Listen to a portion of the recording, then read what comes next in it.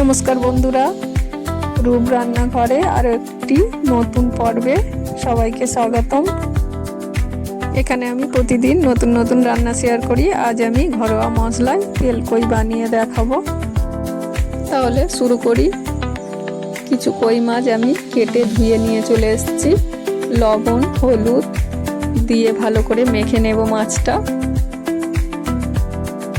এই সময় কিন্তু প্রচুর কই মাছ পাওয়া যায়। হাতে যদি 10 মিনিট থাকে তাহলে এইভাবে একবার তেলকই বানিয়ে দেখবেন।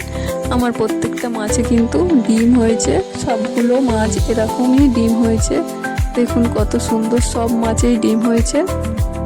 আমি ভালো করে এইভাবে মেখে কিছুক্ষণ রেখে দেব।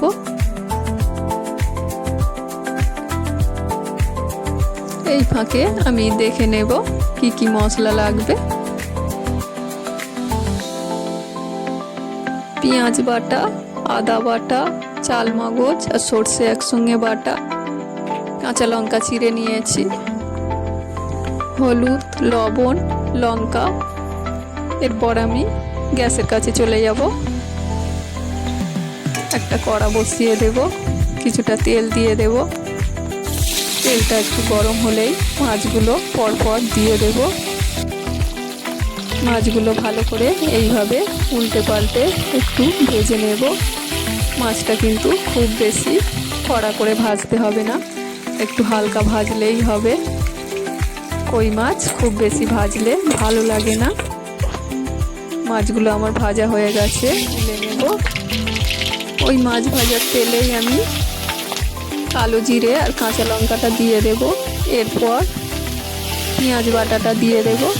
ভালো করে একটু কষিয়ে নেব। আদা বাটাটা দিয়ে দেব।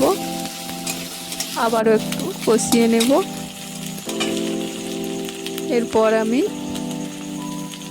এরপর আমি একটু লবণ দিয়ে দেব, একটু লঙ্কার গুঁড়ো আর একটু হলুদ দিয়ে দেব। দিয়ে আবার একটু কিছুক্ষণ কষিয়ে নেব। এরপর আমি যে চাল মগজ আর সর্ষেটা বেটেছিলাম সেটা দিয়ে দেব। সেটা দিয়ে কিন্তু খুব বেশি ভাজতে লাগে না। এরপর মাছগুলো দিয়ে দেব। এরপর আমি মাছটা দিয়ে ভালো করে মশলার সঙ্গে মিশিয়ে নেব। নিয়ে কিন্তু জল দিয়ে দেব। খুব বেশি জল এতে দিতে লাগে না। আমি ওই মশলা ধোয়া জলটাই কিন্তু দিয়েছি। মশলা ধোয়া জলটা দিলে কিন্তু তরকারির টেস্টটা আরও বেশি ভালো হয়। এরপর আমি ভালো করে একটু ফুটিয়ে নেব। সব শেষে উপর থেকে একটু কাঁচা তেল ছড়িয়ে দেব। এরপর নামিয়ে নেব, একটা প্লেটে সাজিয়ে নেব। এইভাবে কিন্তু তেলকই বানিয়ে খেলে এক থালা ভাত নিমেষেই খাওয়া হয়ে যায়। আশা করছি আমার এই তেলকই রেসিপিটা আপনাদের ভালো লেগেছে। যদি ভালো লেগে থাকে তাহলে একটা লাইক করবেন, আর আমার চ্যানেলে নতুন বন্ধু হয়ে থাকলে সাবস্ক্রাইব করবেন, যাতে নতুন নতুন ভিডিওগুলো সবার আগে পৌঁছে যায়। আর একটা কমেন্ট করতে কিন্তু ভুলবেন না। আবারও দেখা হবে একটা নতুন রেসিপির সাথে। ততক্ষণ ভালো থাকবেন, সুস্থ থাকবেন আর দেখতে থাকুন রূপ রান্নাঘর। ধন্যবাদ।